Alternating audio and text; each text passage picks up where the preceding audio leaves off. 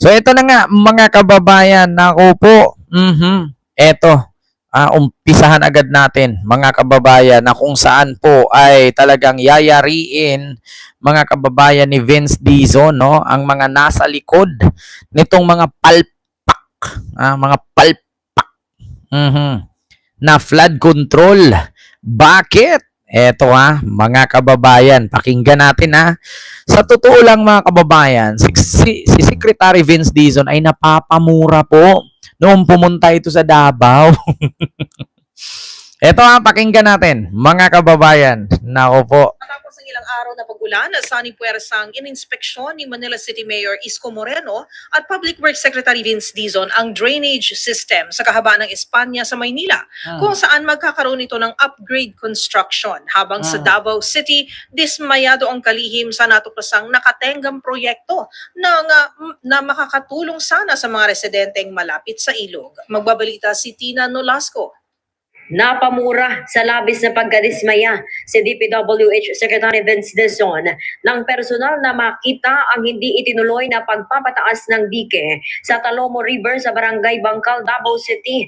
Sa isinagawang inspeksyon ng kalihim sa lugar, tumambad ang hindi tapos na 7 taon niyang natenga o mula pa 2019. Giit ni Dizon, kung natapos lang sana ang proyekto, mapoproteksyonan ang mga residente na nakatira sa lugar at hindi na sina ang kanilang mga bahay. Akala ko ba walang baha, walang ghost project? Bakit may nakatenga? Eto na nga mga kababayan Akala ko ba walang nakatenga? Bakit? 2019 pa. Imagine 7 years. Mga kababayan. 7 years nakatenga. Panahon pa ito ng tatay nilang karton. Nako, Diyos ko. So dito, agarang ipinag-utos ng kalihim ang dredging ng Talomo River at upang mapalaki ang kapasidad itong tumanggap ng tubig mula sa upstream areas ng Davao City. Taon yung hindi ginawa to, Diyos ko. 2019 pa to. Ito. Tapos wala nang ginawa dito. O, yun ang problema. Kitang-kita mo, mataas doon, dito mababa. Eh, ba't di pa pinantayan nga? Ayan na. Tinago nila yung pera. Kasi kung may dugtong na yung dike yan, hindi magkakaganito eh. Totoo yan. Kung di ninako yung pera, dapat walang ganito eh. Samantala, dito naman sa Maynila, Sunny Puersang ininspeksyon ng kalihim ngayong umaga kasama si Manila Mayor Isko Moreno ang great. Kita nyo yan? Ultimo yung mga taga Davao ang nagsabi ninakaw daw ang pera kasi kung hindi dinakaw, edi sana dugtong ang deke. Kaya pala nakapasok ang tubig kasi putol pala ang dike. Ayan na tayo Ano na naman ito gagawin ng mga DDS dito? Ano na naman to? Sasabihin nyo na naman, hindi naman distrito ni Pulong yan mas sabihin natin hindi distrito ni Pulong yan. Di ba lagi nilang pinagyayabang baluarte nila ang Davao? Pag may baha, sabihin hindi distrito. Pag walang baha, ipagyayabang na kay Duterte to. Diha man dahil tayo hindi magkasundo. Pag may baha, sabihin, hindi naman kay Pulong yan first district lang naman sa kanya. Iba naman ng congressman dyan, second district, third district. Pag walang baha, putang ina, walang ghost project sa Davao. Walang ninakaw na flood control sa Davao. Pag nagbaha sa Maynila, yung mga DDS vlogger, putang ina, araw-araw nagko-content baha sa Maynila. Pero pag nagbaha sa Davao, putang ina, wala ka makikitang content nila. Bakit kaya? Di ba? Mga kababayan. Pag nagbaha sa Maynila, Diyos ko, naku, araw-araw yan sila. Kita nyo, ganito, ganyan, ganon. Pero nung nagbaha sa Davao, wala ka nakikitang DDS vlogger na nag-content. Bakit kaya? Baka naman kasi hindi na masahuran Kaya nga, di ba? Sink the poor. Continue. Sinisiguro ni DPWH Secretary Vince Dizon na may mananagot sa mga umano'y sablay na flood control project sa Davao City. Pero sa ngayon, serbisyo raw muna ang kailangang atupagin.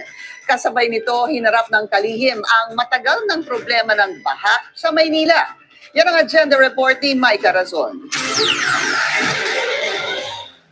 Handang magpangalan kung may matibay na basihan.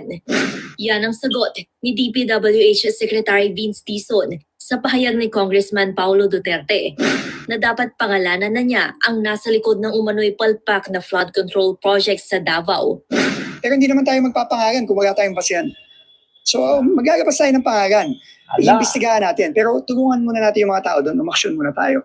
Pero, yung pagpapanagot, gagawin natin yun. Huwag silang mag-aalala. Ayon kay Dizon, kawawa ang mga residenteng apektado ng umano'y palyadong flood control sa Davao. O, ayan. Mga taga Davao. O, ano na sasabihin nyo ngayon? Done-ne pa rin. Done-ne pa rin. Kita nyo, kung hindi makita ng Pangulo yan, hindi maaayos. Kasi pag pumunta ang Pangulo dyan, binababoy ninyo eh. Ang sabi pa nga nung mga taga Davao, sana pumutok yung helicopter, sana sumabog, sana bumagsak, di ba? Tapos, ilang taong kayo magtitiis ganyan? Mamarites Mos din ang sila sa Forcelo po. No? Ilang taon kayo magtitiis ganyan? Ilang taon? Hindi pa ako pinanganak, may baha na dyan eh.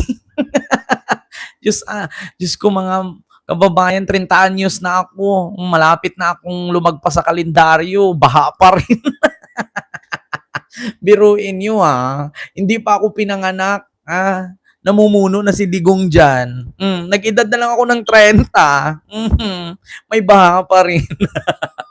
Tapos kung makapanglait kayo sa ibang lugar, akala nyo perfecto kayo, may pinagyabang ba kayong 911 na lalaman? 3 lang ang merong yan. Davao, Canada at Amerika. Anong gagawin mo sa 911?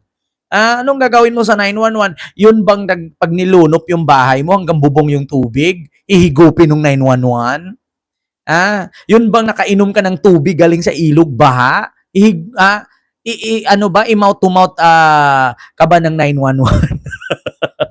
Pag na leptospirosis ka ba dyan, nabulok yung daliri mo dahil sa ihi ng daga, sa tae ng daga, kaya bang gamutin ng 911 yan? Una kasi yung yabang bago hakbang.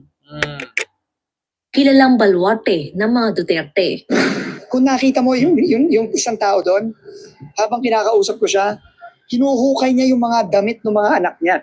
Di ba? Dahil natabunan na ng putik tsaka ng buhangin. At sabi nila sa akin, 2019, nagkaroon na ng ganun ba? No, na ang daming nasira mga bahay. Pero ang problema, alam nangyari. Sa Espanya sa Maynila naman nag-inspeksyon ng talihim kasama si Mayor Isko Moreno. Meron tayong mga itataas na portion ng Espanya dahil mababa na, napag-iwanan na. And doon talaga nag-iipon yung tubig at nagbaba. So itataas natin. The plan of having a catch basin in Earnshaw, no, would help Espana's flooding. Sa Davao City naman, agad ipinag-utos ni DPWH Secretary Vince Dizon sa DPWH Region 11 ang pagpapatupad ng mga hakbang kontra baha sa rehiyon. Kabilang ang pagpapataas ng dike, dredging ng mga ilog at investigasyon sa mga flood control project. Yan ang report ni Janessa Felix ng PTV Davao. Emosyonal na ibinahagi ng residenteng si Ivy ang kanilang naging karanasan sa matinding pagbaha sa Barangay Talumo, Davao City noong nakaraang linggo. So, iboboto nyo pa ba yung mga Duterte? Ngayon pa iyak-iyak ka dyan. Mamaya, pag hinatiran ka ng isang sakong bigas ni Basti, nawala na yung iyak mo. Uy, ate paiyak-iyak ka ngayon kasi kaharap mo camera. Tapos, pag hinatiran ka dyan ng 5 pirasong sardinas, 1 dosenang kape, 3 pirasong noodles, at saka 5 kilong bigas, baka mawala yung emosyon mo dyan. Sipin mo, hindi mo kayang i-divide yan sa loob ng 3 taong panunungkulan ni Baste, yung ayuda na 10 pirasong sardinas, 3 pirasong kape at 5 kilong bigas. Ayon sa kanya, nagdulot ito ng matinding trauma sa kanilang pamilya, lalo na't may maliit siyang anak at may kasama pa silang buntis sa bahay. Baka naman ka nga, pag nabigyan ka lang ng 5,000 ayuda dyan, wala na yung trauma. Ito nag-ano lang ako which is totoo yan. Yung iba, umiiyak-iyak, trauma kami. Tapos nabigyan ng isang sakong bigas 25 kilos na wala yung trauma. Maraming ganyan.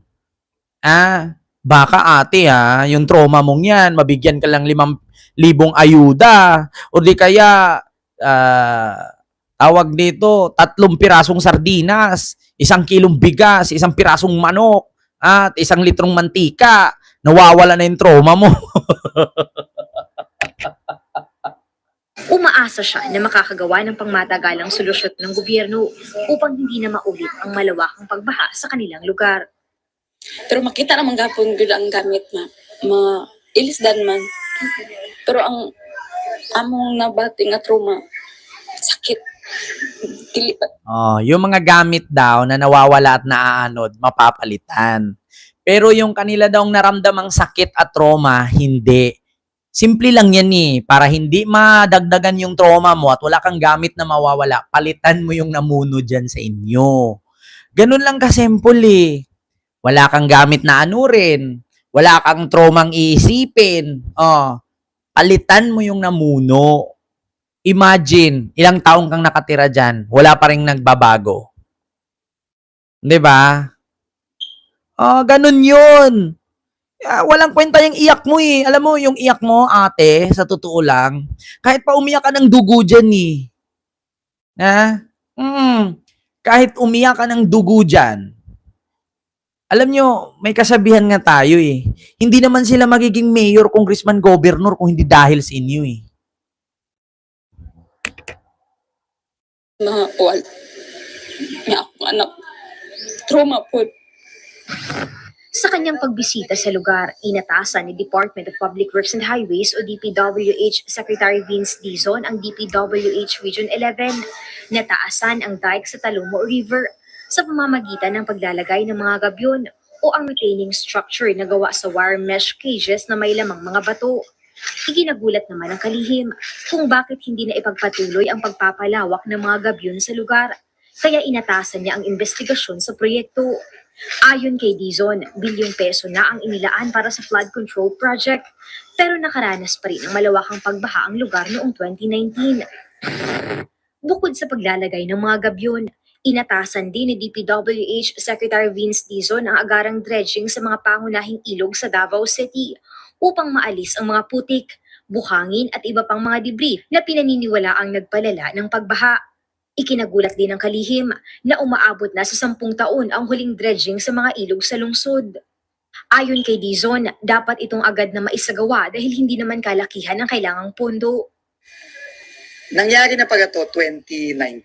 The last time na umangat yung tubig, 2019. Na talagang nagalit ako kasi meron na palang pagpapataas nung dike doon, mga mas mataas ng 2 metro. Pero naputol. Hindi tinuloy-tuloy. So ang tanong ko, bakit? Ipinagpasalamat ng residenteng si Rolando ang mga hakbang na inihanda ng gobyerno, lalo't isa siya sa pinakamatinding na apektuhan ng pagbaha noong nakaraang linggo. Hindi. Huwag kayong magpasalamat. Kakanta na lang kayo ng Pilipinas, Duterte, pa rin. Huwag kayong magpasalamat dyan. Lagi niyong itatak sa isipan ninyo. Pilipinas, Duterte, pa rin. Huwag yung sabihin hindi kasalanan ng mga Duterte yan. 36 years na muno sila dyan. Sa tatay, sa kapatid, ngayon sa anak. Yung kapatid, tapos yung anak na kapatid, tapos si Digong, tapos yung anak, yung kapatid na naman. Ilan ang Duterte na muno dyan? Si Digong, si Pulong, si Sara, si Baste. Diyan pa yung mga anak, mga pamangkin pa. Kaya lagi niyong pagkatandaan, Mama Maria Santos, Pilipinas, Duterte, pa rin. Huwag ka magpasalamat. Ganun ang gawin mo. Pag nabigyan ka 1 kilong bigas, wala na yung trauma mo. Ay ng baha ang kanyang sasakyan, tindahan at halos lahat ng kanilang gamit maliban sa ilang pirasong damit. Ayon sa kanya, malaking bagay ang personal na pagbisita ni DPWH Secretary Vince Dizon upang makita mismo ang kanilang kalagayan. Gusto ginamo ang bala magbaha. mabaw ra siya, di mapariw ano naapaw ba. So sobrang tigom-tigom na mo sa mo para mga mabuhi ta, mahurot man sa kabaan lang. Susuriin din ng DPWH ang 2023 Davao City Flood Control Master Plan na binuo ng Japan International Cooperation Agency o JICA. Layunin nito ang primary control ng tubig mula sa Era kabundukan Alhambra. patungo sa Bigyan lungsod. shout-out po. Kaya kinakailangan magpatayo ng dam o detention basins upang mapigilan ang malakas na pagdaloy ng baha mula sa kabundukan papunta sa mga pangunahing ilog sa Davao City. Pero posibleng magtagal pa ito dahil wala pa rin konkretong disenyo mula sa mga engineer. Kita nyo mga kababayan, ha? At take note ha mga kababayan, bukod dyan, ha? Mismo ang ancestral house, no? Ng mga Duterte, nilamo ng tubig. Hindi nakaligtas sa pananalasa ng habagat at bagyong Quiapo ang ancestral house ng mga Duterte sa Davao. Panalangin at tulong naman ngayon ng panawagan ng mga Davaoenyo. Yan ang Agenda Weekend Report ni Edith Isidro. Ambot ninyo. Wala pa rin kuryente sa ilang lugar sa Davao. Tuloy din ang clearing operation ng local government unit sa mga lugar na napektuhan ng pagbaha dahil sa pag-apaw ng Talumo River. Bunsod ng malakas na ulang dulot ng southeast monsoon. Nitong Sabado, ilang sasakyan ang inagos at bumaliktad dahil sa baha. Nailigtas pa ng Coast Guard ang 2 bata na Ambot ninyo. Diya sa Davao, ambot lang. Gikapoy na ko sige paminaw ana ba. Dugay na biya kaayo ko sa Mindanao. Sige raman nagabaha diya. Di po ako kapuya. Sa bagay, nasanay. Murag kuan ba? Kaning, mura lang mo kuan diya ba? Kanang naang galingkod ug dugay. Then pagtindog, binhod kayo. Di nakakaramdam nga naday kay tiil. Ito, wag kayo magalit sa akin mga taga Davao Para kayong nakaupo ng matagal. Na kung saan nagkaroon ng pamamanhid yung mga binti nyo. Hindi nyo na maramdaman na may binti pala kayo. Di ba? Kahit si General Torre nga nagsalita na eh. Ayaw ni General Torre magsalita dahil ayaw niyang makonekta sa politika. Pero imagine niyo si General Torre nagsalita na. Di ba? Kasi nga ito lang masasabi ko. Ambot ninyo. Di manggin mo kasabot gyud na ambot na lang. ng pagtaas ng tubig sa Barangay Bangkal, Davao City. Ilang sasakyan din ang tumirik sa Taal Road. Pati ang ancestral house ng pamilya Duterte binaha rin. Panalangin at tulong ang panawagan ng isang guro sa Leon Garcia. Tama naman yan, panalangin at tulong. Yasan ba yung pinagyabang ninyong Pilipinas, Duterte pa rin? Elementary school. Matapos matinding mapiktuhan ng sakuna ang kanilang paaralan. Matindi ang inabot ng pinsala ng mga pasilidad dito. Ayon sa ilang guro, abot bubong ang baha nitong weekend. Anda raw silang bumangon. Imagine, abot bubong. Pilipinas, Duterte pa rin. Alam niyo, pag may mga babalitaan ako ng ganyan, isa lang ang sasabihin ko. Pilipinas, Duterte pa rin. Ambot. Pero kailangan nila ng tulong. Samantala, patuloy ang pagbibigay ng CSWDO ng mga pagkain at inuming tubig sa mga apektado. Agad naman nag-mobilize ang DPWH ng heavy equipment para ayusin ang gumuhong bahagi ng Davao o Bukidnon Davao Road. Personal na binisita ni Secretary Vince Dizon ang gumuhong bahagi ng kalsada noong Hulyo 23. Para sa Agenda Weekend. Biruin nyo, ultimo gumuhong kalsada, Laki-laki niya, Bumigay, Pilipinos, Duterte pa rin. Ambot. Gikapoy na kay kung paminaw ninyo mga taga Davao. Gikapoy na kung paminaw. Pag nagbaha, Pilipinos, Duterte pa rin. Ambot.